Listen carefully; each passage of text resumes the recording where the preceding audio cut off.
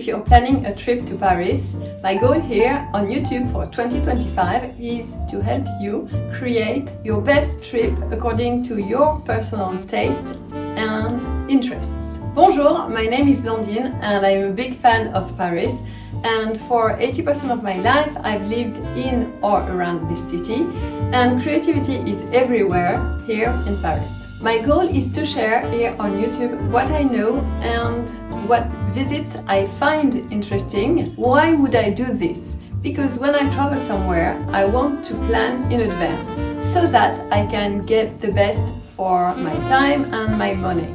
And if this is you, feel free to ask more questions in the comments so you can plan a customized trip to Paris for yourself. Especially when it's your second time in the city, you might want to go even more beyond the clichés and see the city in a new way. But don't get me wrong here. Of course, there are clichés that are must do. You should not skip them, but you should add what serves you best. For instance, I'm still a huge fan of the Eiffel Tower, l'Arc de Triomphe, le Louvre, and so on, and I will give you some insider tips for getting Paris right the first time, and why not the second time. Another goal of mine is that maybe you don't want or cannot yet go to Paris, but you might want to see different stuff than the clichés we see everywhere. For instance, my grandmother used to watch the Tour de France, which is the cycling competition around the country, on TV, not because she was fan of cycling,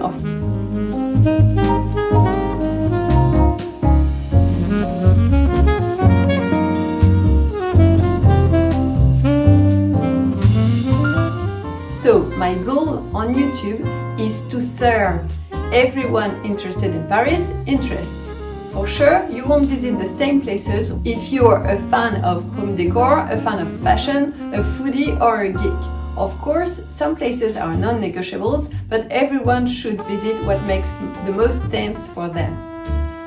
And let's say you're single in your 50s or 60s, you won't visit the same stuff as if you're visiting with teenagers or small kids. So, my goal, commitment here on YouTube for 2025 is to publish a video a week. I will publish a video on department stores, on how to visit Paris on a budget, on the 150 museums and monuments of Paris, on where to stay, and so on. And of course, it comes with a lot of challenges. So why would I want to share all this in the first place? I have so much gratitude to be born here, as this city is beautiful, full of charm and full of surprises. And I'm grateful because you can never be bored. And I want to share this because creativity is in all of us. Visiting museums increases my creativity and, as odd as it may seem, decreases my imposter syndrome. I want to show creativity in museums, as I'm sure that everybody would benefit from stealing like an artist, as Austin Kleon puts it in his book.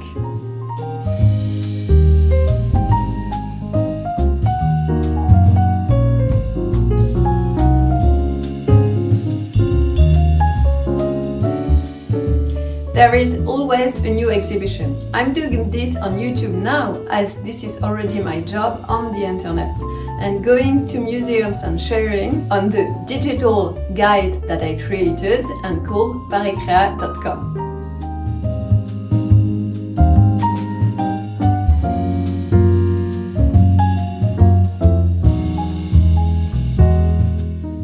I have already been sharing all this for 3.5 years now in French with pariscrea.com. And the purpose of pariscrea.com is more precisely to motivate teenagers' parents to go and visit with their teens. I saw how much visiting helped my own kids to develop their critical thinking and their creativity. So this is my job, going to museums, and to be honest, I cannot keep up with the offers, so let's do the math here. We have about 150 monuments and museums, and each would have at least one, sometimes 2 or 3 temporary exhibitions per year. And there you have it, an average of 300 to 550 cultural events. And I'm not speaking about concerts, plays, theatre plays, and so on.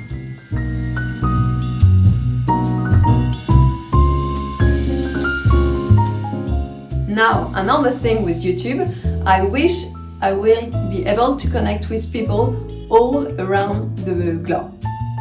And not only French people as per for the blog.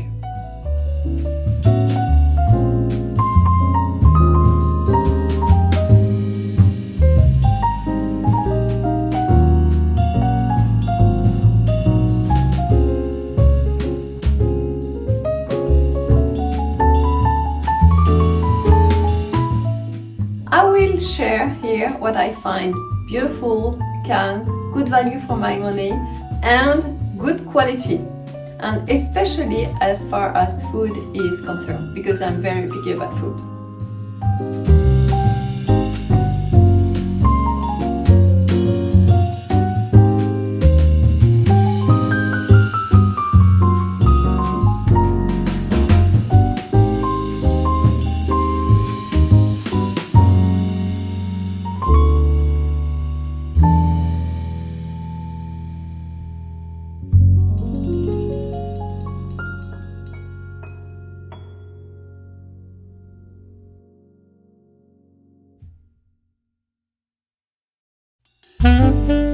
I'm not big into tourist activities that often feel like a trap to me, and I will help you navigate this too.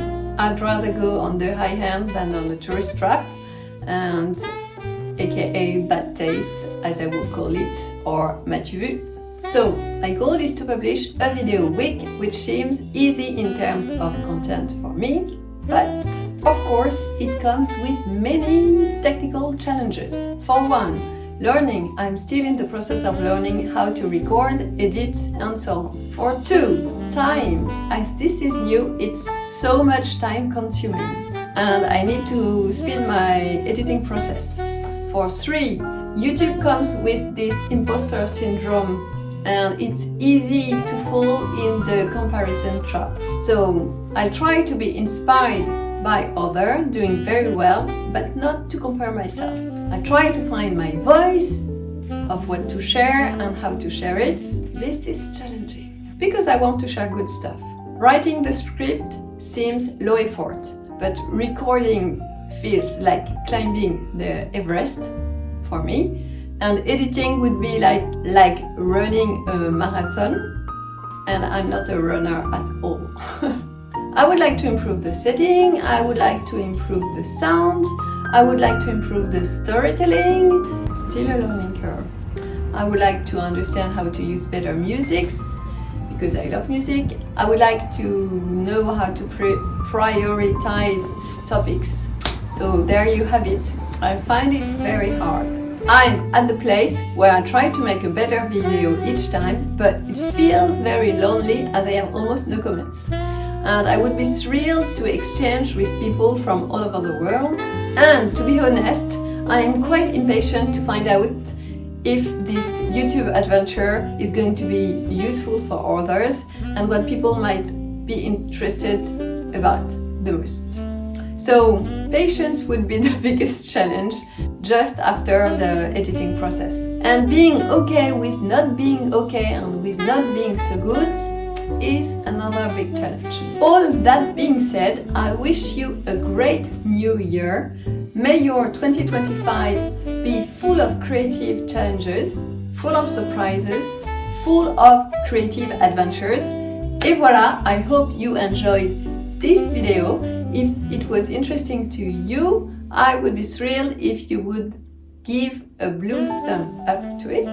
And many thanks in advance if you subscribe. Until next time, thank you for your time.